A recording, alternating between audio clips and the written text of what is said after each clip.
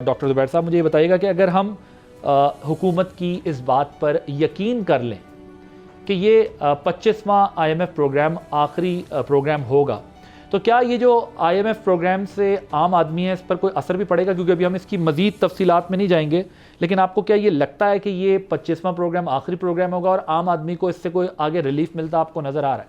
یہ جو موجودہ پروگرام ابھی انہوں نے سائن کیا ہے 25واں، یہ ہرگز آخری نہیں ہوگا۔ اس پروگرام کی ڈیزائن ہی میں ایسے وہ ہیں نمبرز ہیں جو اس بات کی یقین دلاتے ہیں کہ یہ پروگرام کے شرائط پورے نہیں ہو سکیں گے۔ ایک طرف معیشت سکڑ رہی ہے اور اسی کی وجہ سے آپ کے امپورٹس بھی کم ہیں اور اسی کی وجہ سے آپ کی انفلیشن بھی کم ہوئی ہے، اور ساتھ ہی یہ اپنے ٹیکس ریونیوز کے جو ٹارگٹس ہیں وہ اتنے اونچے بنائے ہیں کہ وہ ہرگز ہو نہیں سکتے، وہ صرف ہائر ٹیکس ریٹس سے ہیں، اور جس قسم کی وہ ٹیکس ایفرٹس ہوں گی اس سے معیشت اور سلو ڈاؤن کرے گی اور وہ ٹیکس کی جو ٹارگٹس ہیں وہ فلفل نہیں ہو سکیں گے۔ اس کے علاوہ جو ہمارے جو قرضوں کی جو وہ ہے وہ بڑھتی جا رہی ہے۔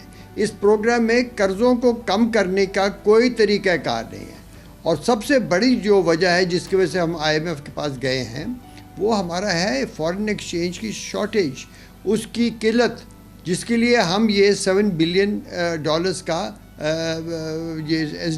ڈالرز کا جو نیا پروگرام لے رہے ہیں۔ اب وہ آپ دیکھیں ایکسپورٹس کی جو پروجیکشنز ہیں، ایکسپورٹس تو بڑھ ہی نہیں رہیں اس وقت۔ اس سال بھی جو سال ابھی ختم ہوئے جون میں، وہ ایکسپورٹس پچھلے سال سے تو بڑھ گئی ہیں، اس لیے کہ پچھلے سال تو کولیپس کر رہی تھی۔ اس سال ابھی بھی ایکسپورٹ جو ہیں وہ 2 سال پہلے کی سطح سے کم ہے، اور آئی ایم ایف ایکسپیکٹ کرتا ہے کہ اگر سب کچھ اچھا بھی ہوا تب بھی وہ زیادہ سے زیادہ 6-7 ارب ڈالر صرف بڑھیں گی۔ جب اتنی بڑھیں گی تو وہ امپورٹ نیڈز جو ہیں جو ملک کی، جس کے زور سے یہ معیشت چلے گی، جس کے زور سے کارخانے چلیں گے، وہ ہم نے سپریس کیے ہوئے ہیں۔ ان سب چیزوں میں ایک ایسی کانٹرڈکشن ہے کہ یہ پروگرام از ڈیمڈ ٹو فیل، یہ لازمی فیل ہوگا۔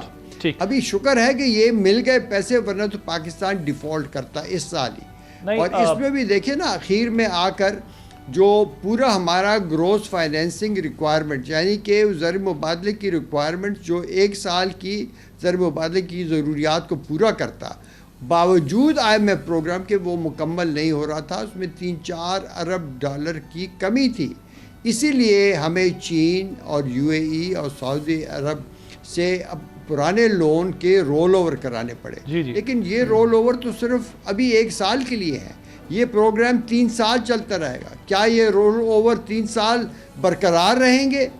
اور اگر شارٹ فال ہوئی تو پھر باقی ہم شارٹ فال کہاں سے پورا کریں گے؟